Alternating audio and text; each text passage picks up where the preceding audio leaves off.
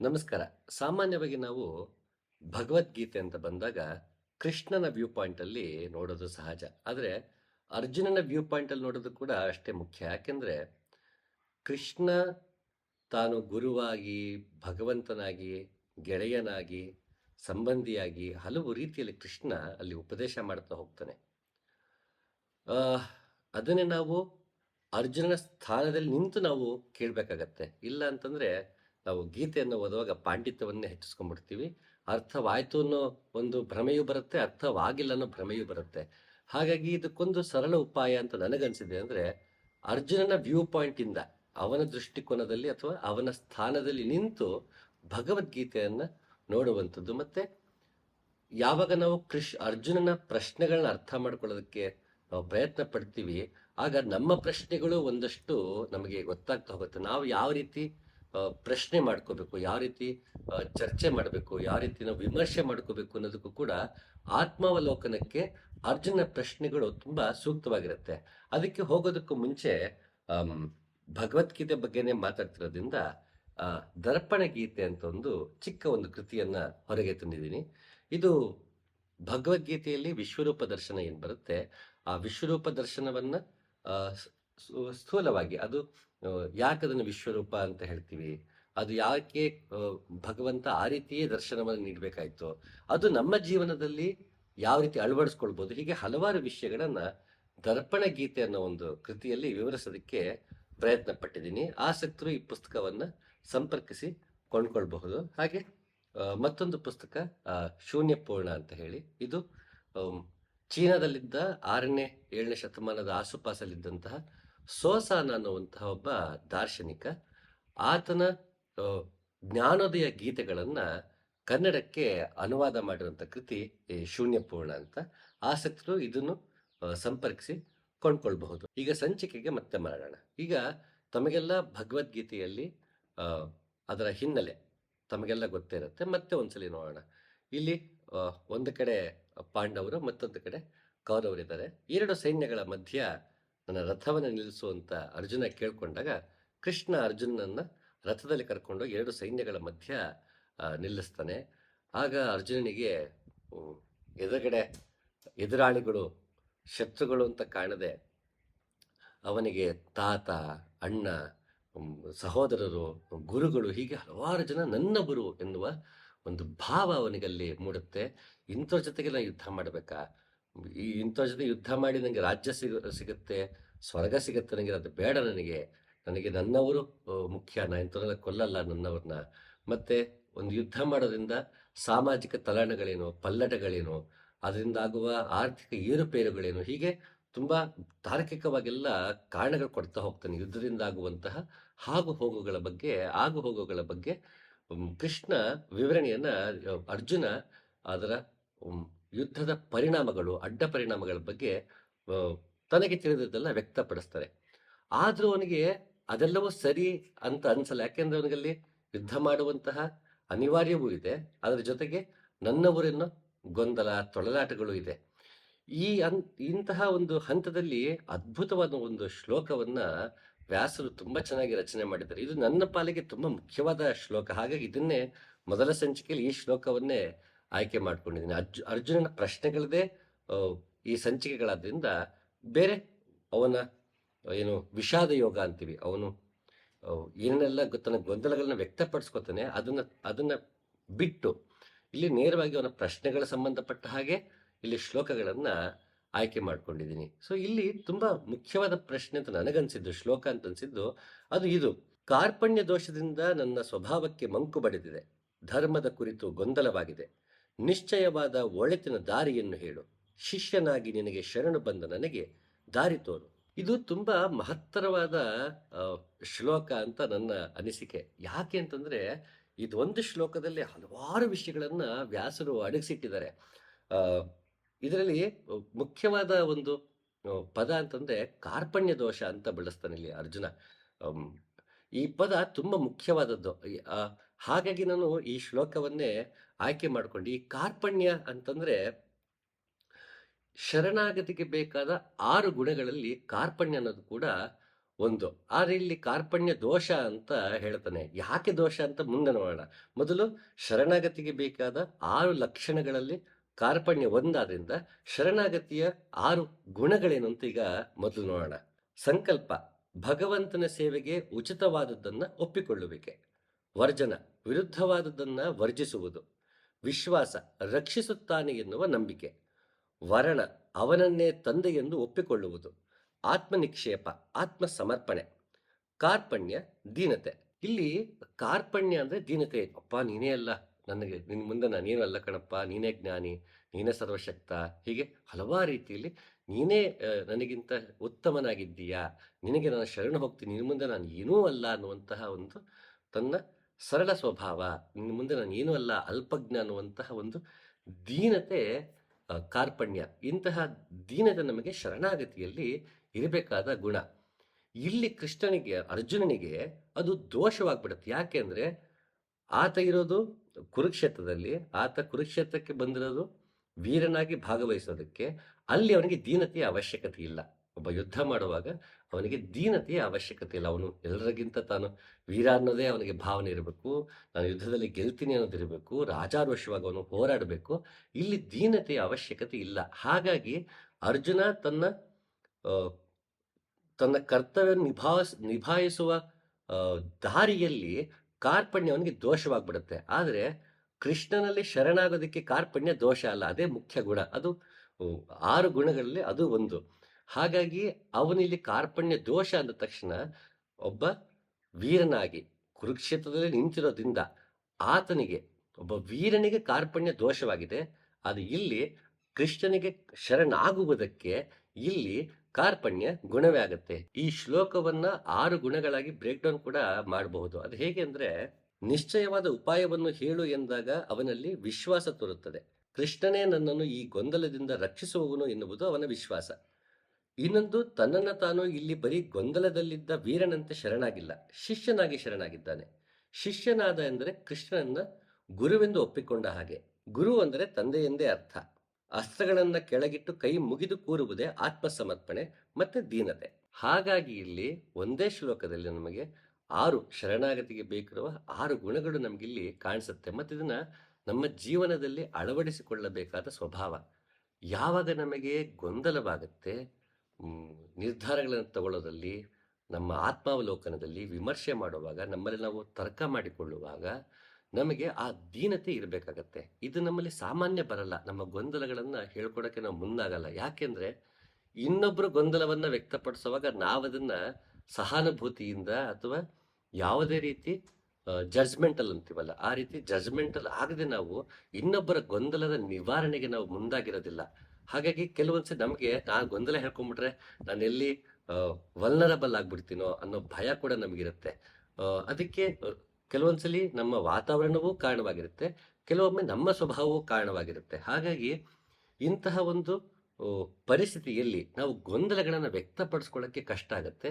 ಮತ್ತೆಲ್ಲರಿಗೂ ಅರ್ಜುನಂತೆ ಶರಣಾಗತಿಯ ಗುಣಗಳು ಇನ್ನು ಬಂದಿರಲ್ಲ, ಅಥವಾ ಬಂದಿರೂ ಕೂಡ ಅವನಿಗೆ ಆಗಿನ್ನು ಕೃಷ್ಣನಂತೆ ಸಹಾನುಭೂತಿಯಿಂದ ಮತ್ತೆ ಒಂದು ಅನುಕಂಪದಿಂದ ಅಥವಾ ಯಾವುದೇ ಜಡ್ಜ್ಮೆಂಟಲ್ ಆಗದೇನೆ ನಮ್ಮ ಗೊಂದಲಗಳನ್ನ ಕೇಳಿಸಿಕೊಳ್ಳುವಂತಹ ಒಳ್ಳೆ ಕೇಳುಗ ನಮಗೆ ಸಿಕ್ಕಿರೋದಿಲ್ಲ. ಆಗಲೂ ಕೂಡ ನಮ್ಮ ಗೊಂದಲಗಳಲ್ಲಿ ನಾವು ತುಂಬಾ ತೊಡಲಾಟದಲ್ಲಿ ಇರ್ತೀವಿ. ಹಾಗಾಗಿ ಇಲ್ಲಿ ಅಂತಹ ಗುಣಗಳು ನಮ್ಮಲ್ಲೂ ಇರಬೇಕು, ಕೇಳುಗನಲ್ಲೂ ಇರಬೇಕು. ಮತ್ತೆ ನಾವು ಕೂಡ ಇನ್ನೊಬ್ಬರ ಗೊಂದಲಗಳಿಗೆ ಒಳ್ಳೆ ಕೇಳುಗನಾಗಬೇಕು. ಈ ಗುಣಗಳನ್ನು ನಾವು ಅಭ್ಯಾಸ ಮಾಡ್ಕೊಳ್ತಾ ಹೋದಾಗ ನಮ್ಮಲ್ಲೇ ಉಂಟಾಗುವ ಹಲವಾರು ಗೊಂದಲಗಳು, ಖಿನ್ನತೆಗಳಿಗೆ ಪರಿಹಾರ ಸಿಗೋದಕ್ಕೆ ಸಾಧ್ಯವಾಗತ್ತೆ. ಹಾಗಾಗಿ ನನಗೆ ಈ ಒಂದು ಶ್ಲೋಕ ತುಂಬಾ ಮುಖ್ಯವಾದದ್ದು. ಮತ್ತಿಲ್ಲಿ ಕೃಷ್ಣ ಆತನಿಗೆ ಸಂಬಂಧಿಯೂ ಹೌದು, ಗೆಳೆಯನೂ ಹೌದು, ಭಗವಂತನೂ ಹೌದು. ಅದು ಅವನಿಗೆ ಭಗವನು ವಿಷ್ಣುವಿನ ಅವತಾರ ಅನ್ನೋ ಭಾವವೂ ಇದೆ. ಎಲ್ಲವೂ ಇದ್ರೂ ಕೂಡ ಗುರುವಂತೆ ಯಾಕೆ ಅವನು ಸ್ವೀಕರಿಸ್ಬೇಕಿತ್ತು? ಅರ್ಜುನ ತನ್ನಂತಾನು ಶಿಷ್ಯ ಅಂತಲೇ ಯಾಕೆ ಶರಣಾಗತಿ ಆಗ್ಬೇಕಿತ್ತು? ಭಗವಂತನ ಗುರು ಎಂದೇ ಯಾಕೆ ಸ್ವೀಕರಿಸ್ಬೇಕಿತ್ತು? ಇದು ತುಂಬಾ ಸ್ವಾರಸ್ಯಕರ ವಿಷಯ. ವಿಷ್ಣು ಸಹಸ್ರನಾಮದಲ್ಲೂ ಕೂಡ ಭಗವಂತನನ್ನ ಗುರುತಮ ಅಂತಾನೆ ಕರೆದಿರೋದು. ಇದಕ್ಕೆ ಭಾಷ್ಯ ಕೂಡ ತುಂಬಾ ಸೊಗಸಾಗಿದೆ. ಸರ್ವ ವಿದ್ಯೆಗಳನ್ನು ಉಪದೇಶಿಸುವುದರಿಂದ ಅಥವಾ ಎಲ್ಲರಿಗೂ ಜನಕನಾಗಿರುವುದರಿಂದ ಗುರು. ಬ್ರಹ್ಮವೇ ಮೊದಲಾದವರಿಗೆ ಬ್ರಹ್ಮ ವಿದ್ಯೆಯನ್ನು ಕೊಟ್ಟಿದ್ದರಿಂದ ಗುರುತಮ. ಗುರು ಅಂದ್ರೆ ಜ್ಞಾನ ನೀಡುವಂತಹವನು ಅಂತನೂ ಹೌದು, ತಂದೆ ಅಂತನೂ ಹೌದು. ಯಾಕೆ ಅಂತಂದ್ರೆ ಗುರು ದೀಕ್ಷೆಯನ್ನ ನೀಡುತ್ತಾನೆ. ಗುರು ದೀಕ್ಷೆಯನ್ನ ನೀಡಿದಾಗ ಆಗಿನ ಕಾಲದಲ್ಲಂತೂ ಈಗಲೂ ಹಲವಾರು ಕಡೆ ಆ ಪರಂಪರೆ ಇದೆ. ಅವನು ಯಾವಾಗ ದೀಕ್ಷೆಯನ್ನ ಪಡಿತಾನೆ ಅವನಿಗೆ ಹೊಸ ಹೆಸರನ್ನ ಕೊಡಲಾಗತ್ತೆ. ಯಾಕೆಂದ್ರೆ ಇನ್ನು ನಿನಗಿನ್ನು ಹಳೆಯದರ ಅವಶ್ಯಕತೆ ಇಲ್ಲ. ಎಲ್ಲ ದೇಹಾಭಿಮಾನ ನಾಮರೂಪಗಳನ್ನ ಕಳಚ್ಕೊಂಡು ಹೊಸ ವ್ಯಕ್ತಿಯಾಗಿ ಇನ್ನು ಮುಂದೆ ನಡಿಬೇಕು, ಹಳೆಯದೆಲ್ಲನ ಕಳ್ಚ್ಕೋಬೇಕು ಅಂದಾಗ ಅವನ ಹೆಸರನ್ನು ಕಳ್ಚ್ಕೊಳ್ತಾನೆ, ಹೊಸದಾಗಿ ಮತ್ತೆ ಹುಟ್ಟುತ್ತಾನೆ. ಮೊದಲು ನಾವು ನಮ್ಮ ಕರ್ಮಗಳಿಂದ ಫಲಗಳನ್ನು ಅನುಭವಿಸಕ್ಕೂ ನಾನಾ ಕಾರಣಗಳಿಗೂ ಹುಟ್ಟು ಬಂದಿರ್ತೀವಿ. ಆದರೆ ಮತ್ತೆ ಅದನ್ನೆಲ್ಲ ತೊಳೆದು ಅರಿವಿನಿಂದ ಬದುಕುವಂತಹ ಹೊಸ ಜನ್ಮವನ್ನ ಕೊಡೋದ್ರಿಂದ ಗುರು ಆ ದೀಕ್ಷೆಯಲ್ಲಿ ಹೊಸ ಹೆಸರನ್ನು ಇಡ್ತಾರೆ. ಮತ್ತದನ್ನ ಯಾರು ದೀಕ್ಷೆಯನ್ನ ಪಡಿತಾರೋ ಅವನ್ನ ದ್ವಿಜ ಅಂತಾನು ಕರೆದ್ರು. ದ್ವಿಜ ಅಂದ್ರೆ 2 ಬಾರಿ ಹುಟ್ಟಿದವನು ಅಂತ. ದ್ವಿಯನ್ನು 2, ಜಾನ ಜನಿಸಿದವನು. 2 ಬಾರಿ ಜನಿಸಿದವನು ದ್ವಿಜ. ಯಾಕೆ ಅಂದ್ರೆ ಹುಟ್ಟಿನಿಂದ ಒಂದು ಸಂಸ್ಕಾರದಲ್ಲಿ ಅವನು ಯಾವ ವಾತಾವರಣದಲ್ಲಿ ಹುಟ್ಟುತ್ತಾನೋ ಅಲ್ಲಿಯ ಸಂಸ್ಕಾರಗಳಲ್ಲೇ ಬೆಳೆದು ಬಂದಿರ್ತಾನೆ. ಯಾವಾಗ ನಾವೆಲ್ಲವನ್ನು ಮೀರಿ ಜ್ಞಾನವನ್ನೇ ಅಪೇಕ್ಷಿಸಿಕೊಂಡು ಸತ್ಯಕಾಮನಾಗಿ ಗುರುವಿನ ಬಳಿಗೆ ಹೋದಾಗ ಅವನು ದೀಕ್ಷೆಯನ್ನು ನೀಡಿ ಹೊಸ ಅರಿವಿನ ಬದುಕಿನ ಕಡೆಗೆ ಗುರು ಕರ್ಕೊಂಡು ಹೋಗ್ತಾನೆ. ಹಾಗಾಗಿ ಅವನು ದ್ವಿಜ. ಇವನು ಹೊಸ ಜನ್ಮವನ್ನ ನೀಡುವುದರಿಂದ ಗುರು ಜ್ಞಾನ ನೀಡುವ ಗುರುವೂ ಆಗ್ತಾರೆ. ಹೊಸ ಜನ್ಮ ನೀಡಿದ್ರಿಂದ ಅರಿವಿನಿಂದ ಬದುಕುವ ಹೊಸ ಜನ್ಮವನ್ನು ನೀಡಿದ್ರಿಂದ ಗುರು ತಂದೆಯೂ ಆಗ್ತಾನೆ. ಹಾಗಾಗಿ ಭಗವಂತರನ್ನ ತಂದೆಯಾಗಿ ಸ್ವೀಕರಿಸುವುದು, ಗುರುವಾಗಿ ಸ್ವೀಕರಿಸುವುದು ಶರಣಾಗತಿಯ ಒಂದು ಲಕ್ಷಣಗಳೇ. ಆದ್ದರಿಂದ ಎರಡನ್ನೂ ಅಲ್ಲಿ ಕೃಷ್ಣನನ್ನ ಅರ್ಜುನ ಶಿಷ್ಯನಾಗಿ, ತಾನು ಶಿಷ್ಯನಾಗಿ ಕೃಷ್ಣನ ಗುರುವಾಗಿ ಸ್ವೀಕರಿಸುವುದರಿಂದ ಅಲ್ಲಿ ಗುರು ಶಿಷ್ಯನ ಸಂಬಂಧವೂ ಬಂತು, ತಂದೆ ಮಗನ ಸಂಬಂಧವೂ ಬಂತು. ಎಷ್ಟು ಸೊಗಸಾಗಿದೆ ನೋಡಿ. ಹಾಗಾಗಿ ಅಲ್ಲಿ ವಿಷ್ಣು ಸಹಸ್ರನಾಮದಲ್ಲಿ ಗುರು ಅಂತಾನೆ ಗುರುತಮ ಅಂತ ಬಳಸಿರೋದು. ಶಂಕರಾಚಾರ್ಯರು ವಿಷ್ಣು ಸಹಸ್ರನಾಮಕ್ಕೆ ಭಾಷ್ಯವನ್ನ ಬರೆಯುವಾಗ ಇದು ಎಷ್ಟು ಚೆನ್ನಾಗಿ ಸೂಕ್ಷ್ಮವಾಗಿ ಅದನ್ನ ಪರಿಗಣಿಸಿದರೆ ಶಂಕರಾಚಾರ್ಯರು ಅಂದ್ರೆ ಭಾಷ್ಯವನ್ನ ಬರೆಯುವಾಗ ಮೊದಲ ಶ್ಲೋಕದಲ್ಲಿ, ಮಂಗಳ ಶ್ಲೋಕದಲ್ಲಿ ಈ ರೀತಿ ಹೇಳ್ತಾರೆ: ಸಚ್ಚಿದಾನಂದ ಸ್ವರೂಪವಾಗಿರುವ, ಅನಾಯಾಸದಿಂದ ತನ್ನ ಕರ್ಮವನ್ನು ಮಾಡುವ, ವೇದಾಂತ ವೇದ್ಯನಾದ, ಬುದ್ಧಿ ಸಾಕ್ಷಿಯಾದ ಗುರುವಾದ ಕೃಷ್ಣನಿಗೆ ನಮಸ್ಕಾರ. ಹಾಗೆ ನೋಡಿದ್ರೆ ಇದೊಂದು ಶ್ಲೋಕವನ್ನೇ, ಈ ಶ್ಲೋಕದಲ್ಲಿ ಹೇಳಿರುವಂತಹ ಗುಣಗಳೇನಿದೆ ಭಗವಂತನದ್ದು, ಅದಷ್ಟಕ್ಕೂ ಭಗವದ್ಗೀತೆಯಲ್ಲಿ ನಮಗೆ ಶ್ಲೋಕಗಳು ಸಿಗತ್ತೆ. ಮತ್ತೆ ಅವನ ಗುಣಗಳು ಏನು ಹೇಳಿದರಲ್ಲಿ ಶಂಕರಾಚಾರ್ಯರು, ಇಡೀ ಮಹಾಭಾರತದಲ್ಲಿ ಕೃಷ್ಣ ಆ ರೀತಿ ನಡೆದುಕೊಂಡದ್ದಕ್ಕೂ ಕೂಡ ನಮಗೆ ಸನ್ನಿವೇಶಗಳು ಸಿಗುತ್ತೆ. ತುಂಬಾ ಆಳ ವಿಸ್ತಾರ ಹೊಂದಿರುವಂತಹ ಶ್ಲೋಕ ಇದು. ಇಲ್ಲೂ ಕೂಡ ಶಂಕರಾಚಾರ್ಯರು ಕೃಷ್ಣನ ಅಥವಾ ವಿಷ್ಣುವನ್ನ, ಭಗವಂತನನ್ನ ಗುರು ಅಂತ ಇಲ್ಲಿ ಸಂಬೋಧಿಸ್ತಾರೆ. ಹಾಗಾಗಿ ನಾವು ಗುರುವಿನಲ್ಲೂ ಭಗವಂತನನ್ನ ಕಾಣಬಹುದು, ಭಗವಂತನಲ್ಲೂ ಗುರುವನ್ನ ಕಾಣಬಹುದು, ಎಲ್ಲರಲ್ಲೂ ಗುರುವನ್ನ ಕಾಣಬಹುದು, ಎಲ್ಲರಲ್ಲೂ ಭಗವಂತನನ್ನ ಕಾಣಬಹುದು. ನಮ್ಮಲ್ಲೂ ಗುರುವನ್ನ ಕಾಣಬಹುದು, ನಮ್ಮಲ್ಲೂ ಭಗವಂತನನ್ನ ಕಾಣಬಹುದು. ನಾವು ಯಾವ ರೀತಿ ನಾವು ದೀನತೆಯಲ್ಲಿರ್ತೀವಿ, ಯಾವ ರೀತಿ ಶರಣಾಗ್ತೀವಿ ಅನ್ನೋದ್ರ ಮೇಲೆ ಅದು ನಿರ್ಧಾರವಾಗಿರುತ್ತೆ. ಆಚಾರ್ಯನೆಂಬ ಅರಣಿಯ ಮೇಲೆ ಶಿಷ್ಯನೆಂಬ ಅರಣಿಯನ್ನು ಇರಿಸಿ ಉಪದೇಶವೆಂಬ ಮಥನ ಕ್ರಿಯೆಯನ್ನು ನಡೆಸಿದರೆ ಜ್ಞಾನ ಅಗ್ನಿ ಹುಟ್ಟುತ್ತದೆ. ಎಷ್ಟು ಚೆನ್ನಾಗಿ ಹೇಳಿರೋದು ನೋಡಿ. ಇಲ್ಲಿ ನಾವು ಶಿಷ್ಯ ಮತ್ತೆ ಗುರು, ನಾವು ಇದಾಗಿ ಫ್ಯೂಯಲ್ ರೀತಿ ಕೆಲಸ ಮಾಡ್ಬೋದು, ಅರಣಿಯಾಗಿ ಭರಣಿಯಾಗಿ. ಅದೆರಡು ಇದು ಕಟ್ಟಿಗೆ ಇಟ್ಟು ಅದನ್ನು ಮಂಥನ ಮಾಡಿದ್ರೆ ಅವರಿಬ್ರು ಜ್ಞಾನಾಗ್ನಿ ಮೂಡುತ್ತೆ. ಎರಡು ಆಗಿನ ಕಾಲದ ಹೇಗೆ ತಾವೇ ಬೆಂಕಿಯನ್ನ ಹುಟ್ಟಿಸ್ಕೊತಿದ್ರು ಘರ್ಷಣೆಯಿಂದ, ಆ ರೀತಿ ಗುರು ಶಿಷ್ಯರ ಮಧ್ಯೆ ಆತ್ಮಾವಲೋಕನದ ಘರ್ಷಣೆ ನಡೆದಾಗ ಅಲ್ಲಿ ಜ್ಞಾನಾಗ್ನಿ ಹುಟ್ಟುತ್ತೆ ಅಂತ ಉದ್ಧವ ಗೀತೆಯಲ್ಲಿ ಅಷ್ಟು ಚೆನ್ನಾಗಿ ಹೇಳಿದ್ದಾರೆ. ಹಾಗಾಗಿ ಇಲ್ಲಿ ಗುರುವಾಗಿ ಸ್ವೀಕರಿಸಿದಾನೆ ಅಲ್ಲಿ ಅರ್ಜುನ. ತಂದೆ ಸಂಬಂಧ ಅಂತ ಬಂದಾಗ ಅಲ್ಲಿಗೊಂದಷ್ಟು ಇತಿಮಿತಿಗಳಿರುತ್ತೆ. ಭಗವಂತ ಅಂತ ಬಂದಾಗ ಅವನು ಸರ್ವಶಕ್ತ, ಸರ್ವಶ್ರೇಷ್ಠ, ಅವನು ನಾವು ಶರಣಾಗಬೇಕು, ಅವನು ಪೂಜಿಸ್ಬೇಕು, ಈ ಸೇವ ಮನೋಭಾವ ಅಂಥದ್ದೆಲ್ಲ ಬರುತ್ತೆ. ಗೆಳೆಯ ಅಂತಾಗ ಸಲಿಗೆ ಅಂತ ಬರುತ್ತೆ. ಅದೇ ಗುರು ಅಂತಂದ ಬಂದಾಗ ಇದೆಲ್ಲವೂ ಬರುತ್ತೆ. ಯಾಕೆ ಗುರುವಾಗಿ ಸ್ವೀಕರಿಸ್ದ ಅಲ್ಲಿ ಅರ್ಜುನ ಕೃಷ್ಣನನ್ನ ಅಂದ್ರೆ, ಗುರುವನ್ನ ತಂದೆಯಾಗೂ ನೋಡಬಹುದು, ಗೆಳೆಯನಾಗಿ ನೋಡಬಹುದು, ಅವನಲ್ಲಿ ಭಗವಂತನನ್ನ ಕಾಣಬಹುದು. ಎಲ್ಲ ರೀತಿಯಲ್ಲೂ ನಾವು ಆ ಸಂಬಂಧವನ್ನ ವಿಸ್ತಾರ ಮಾಡಿಕೊಳ್ತಾ ಹೋಗಬಹುದು. ಮತ್ತೆ ಸತ್ಯದ ಅನುಭವದಲ್ಲಿ ನಾವು ಆಳಕ್ಕೂ ಹೋಗ್ಬೋದು. ಇಂತಹ ಒಂದು ವರ್ಸಟೈಲ್ ಅಂತ ಏನ್ ಹೇಳ್ತೀವಿ, ಬಹುಮುಖವಾದಂತಹ ಸಂಬಂಧ ಒಂದಿದೆ ಅಂತಂದ್ರೆ ಈ ಪ್ರಪಂಚದಲ್ಲಿ, ಅದು ಗುರು ಶಿಷ್ಯ ಸಂಬಂಧ. ಅದು ಹಲವು ರೀತಿಯಲ್ಲಿ ನಾವು ಹಲವು ಆಯಾಮಗಳಲ್ಲಿ ನಾವು ಆ ಸಂಬಂಧವನ್ನ ಅನುಭವಿಸ್ತಾ ಹೋಗ್ಬೋದು. ಹಾಗಾಗಿ ಇಲ್ಲಿ ಗುರುವಾಗಿ ಕೃಷ್ಣನನ್ನ ಅರ್ಜುನ ಸ್ವೀಕರಿಸಿದ್ದು. ಗುರುವಾಗಿ ಸ್ವೀಕರಿಸಿದಾಗ ಅವನಲ್ಲಿ ಚಿಂತನ ಮಂತ ನಡೆಯುತ್ತೆ. ಇಬ್ಬರದು ಕೆಲವು ತಾರ್ಕಿಕವಾದದ್ದು, ಅಲೌಕಿಕವಾದದ್ದು, ಪರ ಅಪರ, ಹೀಗೆ ಏನ್ ಬೇಕಾದ್ರೂ ಹೇಳ್ಬೋದು. ಎಲ್ಲ ರೀತಿಯ ಗೊಂದಲಗಳನ್ನು ನಾವು ಗುರುವಿನಲ್ಲಿ ನಾವು ನಿವಾರಣೆ ಮಾಡ್ಕೊಳ್ಬಹುದು. ಹಾಗಾಗಿ ಅಲ್ಲಿ ಹೇಳ್ತಾ ಇದ್ದಾರೆ, ಅರಣಿಯಂತೆ ನಾವು ಹೇಗೆ ಬೆಂಕಿನ ಅದನ್ನ ಬಳಸಿ, ಎರಡು ಮರವನ್ನ ಬಳಸಿ, ಕಟ್ಟಿಗೆನ ಬಳಸಿ ಅದನ್ನು ಬೆಂಕಿ ಹತ್ತಿಸ್ಕೊಳ್ತೀವಿ, ಹಾಗೆ ಇಬ್ಬರ ಚಿಂತನ ಮಂಥನದಿಂದ, ಅನುಭವ ಮತ್ತೆ ಗುರು ಮಾರ್ಗದಲ್ಲಿ ನಡೆಯುವುದರಿಂದ ನಮ್ಮಲ್ಲಿ ಜ್ಞಾನಾಗ್ನಿ ಮೂಡುತ್ತೆ ಅಂತ ಹೇಳ್ತಾ ಇದ್ದಾರೆ. ಹಾಗಾಗಿ ಅರ್ಜುನ ಕೃಷ್ಣನ್ನ ಗುರುವಾಗಿ ಸ್ವೀಕರಿಸೋದಕ್ಕೆ ಇದು ಕೂಡ ಒಂದು ಕಾರಣ. ಮಾಡಿ ಅಹಂಕಾರವ ಪುಡಿ ಪುಡಿ, ಸದ್ಗುರು ಪಾದವ ಹಿಡಿ ಹಿಡಿ, ಯೋಗ ಯುಕ್ತಿಯ ಯತ್ನವ ಬಿಡಿ ಬಿಡಿ, ಗುರುವಿನ ಮುಂದೆ ಜೋಳಿಗೆ ಹಿಡಿ ಹಿಡಿ, ಕಾಣುವುದು ಸಹಜ ಜ್ಯೋತಿಯ ಕಿಡಿ ಕಿಡಿ.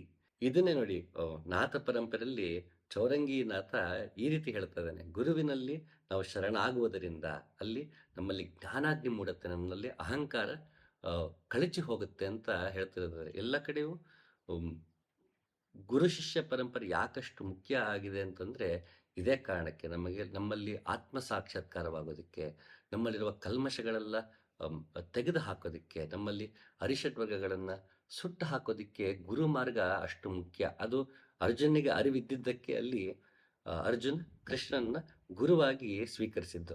ಆತ ಬುದ್ಧಿಯಿಂದ ಒಳಿತು ಕೆಡಕುಗಳನ್ನು ತೊರೆಯುತ್ತಾನೆ.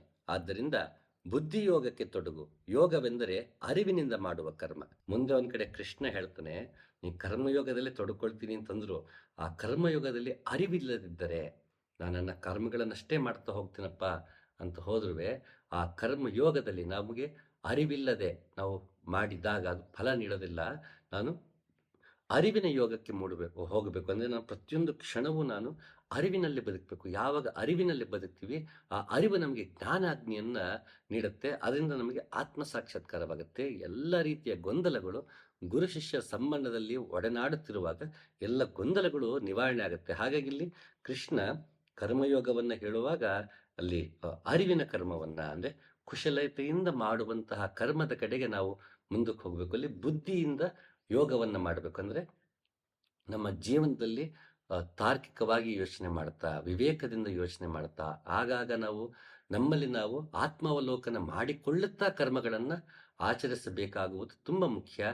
ಅಲ್ಲಲ್ಲಿ ಆಗಾಗ ಬರುವಂತಹ ಗೊಂದಲಗಳನ್ನ ಗುರು ಮುಖಾಂತರ ನಿವಾರಿಸಿಕೊಂಡು ನಾವು ಕರ್ಮಯೋಗವನ್ನು ಆಚರಿಸಿಕೊಳ್ಳುತ್ತಾ, ಜೊತೆಗೆ ಬುದ್ಧಿಯೋಗವನ್ನು ಆಚರಿಸಿಕೊಳ್ಳುತ್ತಾ, ಹಾಗೆ ಗುರು ಮಾರ್ಗದಲ್ಲಿ ನಡೆದು ನಾವು ಒಳಗೆ ಭಗವಂತನ ಕಾಣುವಂತಹ, ಸತ್ಯವನ್ನ ಕಾಣುವಂತಹ ಕೈವಲ್ಯ, ನಿರ್ವಾಣ, ಏನ್ ಬೇಕಾದ್ರೂ ಹೇಳೋಣ, ಆ ಹಂತಕ್ಕೆ ತಲುಪೋದಿಕ್ಕೆ ಜೀವನದಲ್ಲಿರುವ ಗೊಂದಲಗಳು ಹಾಗೆ ಆಧ್ಯಾತ್ಮಕ್ಕೆ ಸಂಬಂಧಪಟ್ಟ ಹಾಗೆ ನಮ್ಮ ಒಳಗೆ ಯೋಗ ಮಾರ್ಗದಲ್ಲಿ ನಡೆಯುವಾಗ ಉಂಟಾಗುವಂತಹ ಗೊಂದಲಗಳಿಗೆ ಗುರುವಿನ ಜೊತೆಗೆ, ಅವನ ಜೊತೆ ವಿಮರ್ಶೆ, ಚರ್ಚೆ, ತರ್ಕ ಈ ರೀತಿ ಮಾಡ್ಕೊಳ್ತಾ ಎಲ್ಲ ರೀತಿಯ ಗೊಂದಲಗಳನ್ನು ನಿವಾರಿಸ್ಕೊಂಡು ಹೋಗ್ಬೋದು. ಅದಕ್ಕೆ ಅಲ್ಲಿ ಅರ್ಜುನ ಕೃಷ್ಣನನ್ನ ಗುರುವಾಗಿ ಸ್ವೀಕರಿಸಿದ್ದು.